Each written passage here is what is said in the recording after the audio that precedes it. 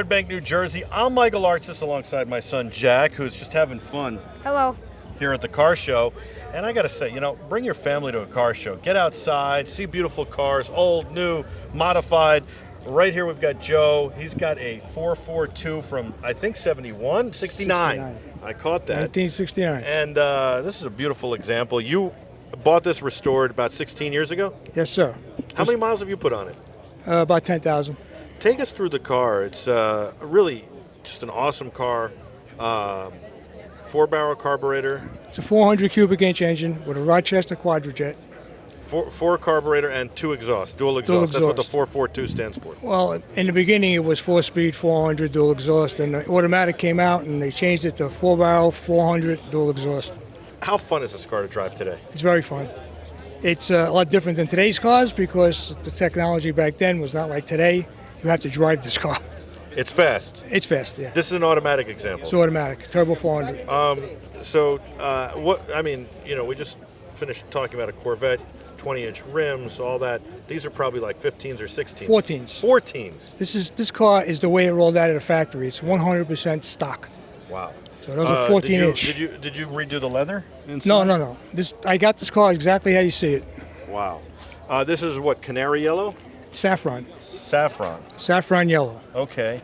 And is that like a Hurst shifter on the automatic? No. It's just a regular factory standard shifter. I like the Eagles 8-track you got in there. Yes, that's a factory 8-track. It is. And it works.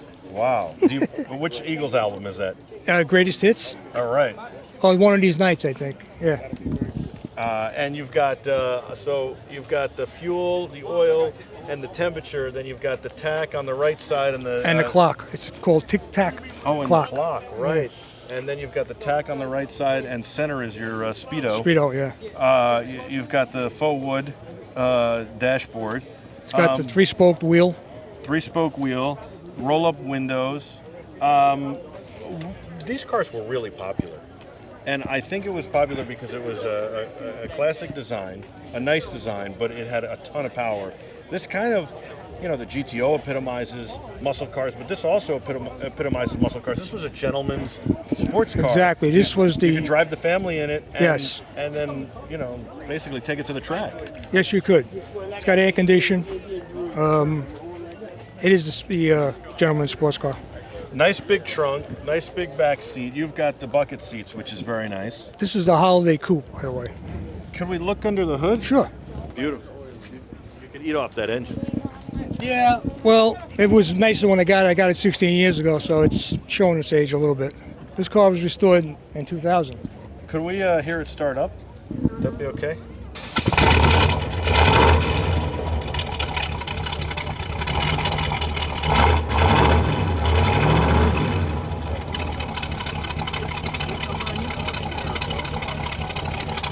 Really beautiful, a great throaty sound. I think what's interesting is it's not as loud as a GTO. No. Again, it's a gentleman's sports Yes. car, but it still has that sound. It's still letting you know, hey, I've got some speed under here too. Yeah, it's got some torque. It's got 325 horsepower. I think it's like 400 and something foot-pounds of torque. This is about 4,200 pounds, something like that. I don't know if it's that much. It might be like 38. 38. It's a heavy car. I like some of the accents too. You don't see this stuff anymore.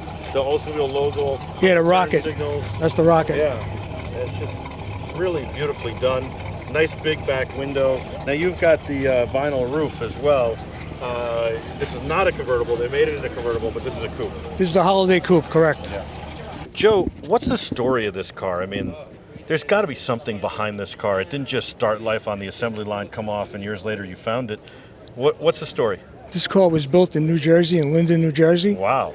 And it wound up in Virginia in a barn with a GTO. And the story is that two brothers one had the GTO, one had this, and the one that had this passed away.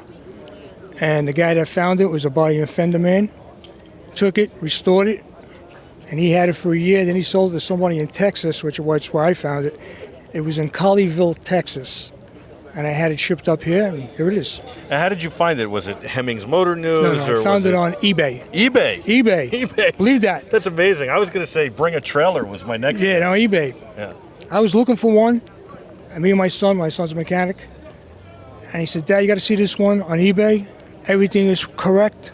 The wire looms, everything is the way it's supposed to be. So I bid on. You've even got the original headlights in there. Yes, those are the T3 headlights. Not easy to find. No, they're available now aftermarket, but those are the originals. Very cool. How often do you drive it? Not often. Not often. And I take it to shows. That's about it. Well, it's a beautiful example, and I hope you continue to enjoy it. What made you want a 442? I had them when I was younger.